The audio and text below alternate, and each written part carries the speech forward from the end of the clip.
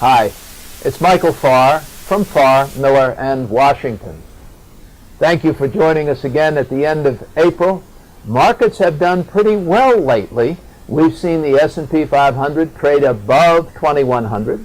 We've seen the Dow Jones Industrial Average go back up above 18,000. The price of oil has rallied. Now, I talked to you a few weeks ago and suggested that it looked to me that oil was pretty high. It indeed pulled back from those levels. It's now above $43 a barrel. When you think about that price of oil, I have encouraged you to think about it relative to its longer-term trading range. We know that in 2008, June, it made a peak of 147.5. A year ago, it was at 61. June a year ago, oil got up to 61. So maybe we've seen some oil price peaks in June, and we need to look at June, and indeed oil prices are starting to rise again. They were oil was $26 a barrel in February.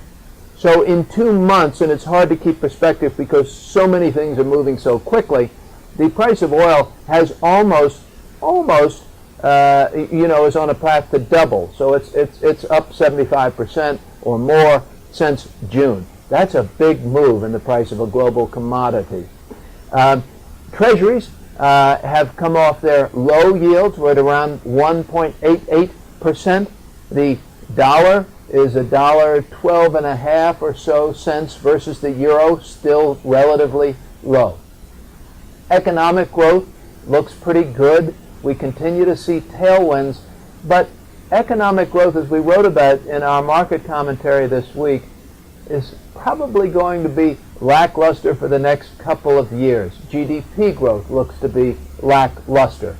The Fed, it appears to us, as we've said for a long time, still seems to stay on the sidelines, but we're going to need to see some global growth pick up from around the world really before we see any real, in our opinion, any real momentum to the growth in the U.S. economy. So it's growing okay. It's not growing strong enough that the Fed can do anything. We're very curious if they're going to have another rate hike in June, may or may not. If they are really condition dependent, they've got an argument that they could go either way right now. The doves will tell you that they shouldn't. The hawks will tell you that they should. We'd like to see them go ahead and hike.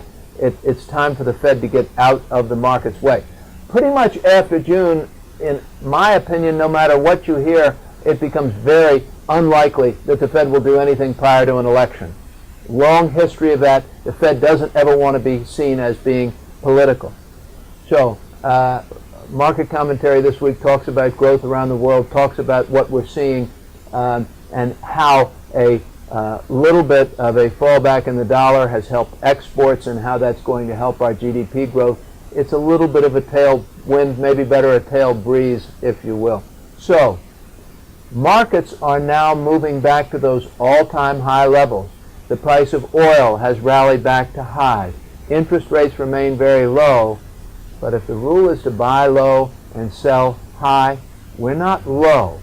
So I'd be very careful in my purchases. I'd be very careful in committing new money. I'd make sure that what I own represents value and that I understand that there's a fundamental story where those earnings and top-line revenues are going to be growing. If you listen to the earnings reports that are coming out right now, listen closely for those companies that are missing on the top line and still meeting on the bottom line. They're going to continue to cause us concern. If we can help you at Farr, Miller, in Washington, give us a call, send us an email.